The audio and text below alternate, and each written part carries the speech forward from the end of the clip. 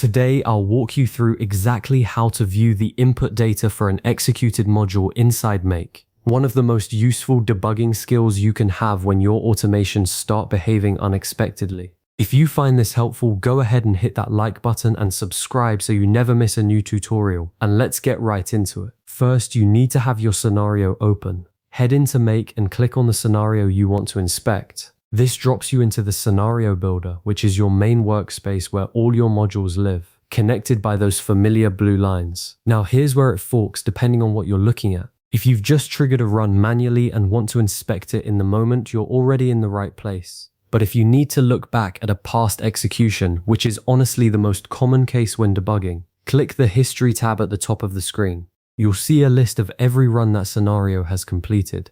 Click on the specific execution you want to audit, and Make will reload the Scenario Builder with that run's data locked in. Now look at your modules. You'll notice small white circular bubbles floating just above each one. The number inside tells you how many operations that module processed during this particular run. Find the module you want to examine and click that white bubble. This opens the inspection panel on the right-hand side. If that module handled more than one operation, say it looped through multiple records, you'll see them listed as Operation 1, Operation 2, and so on. Click the specific operation you want to dig into. For most troubleshooting sessions, Operation 1 is the right place to start. Once you expand it, scroll down to the Input section. This is where the real value lives. Make shows you the exact raw fields and values it actually sent to that third-party app or service. Not what you configured in theory, but what it transmitted in practice. If something in your automation isn't working,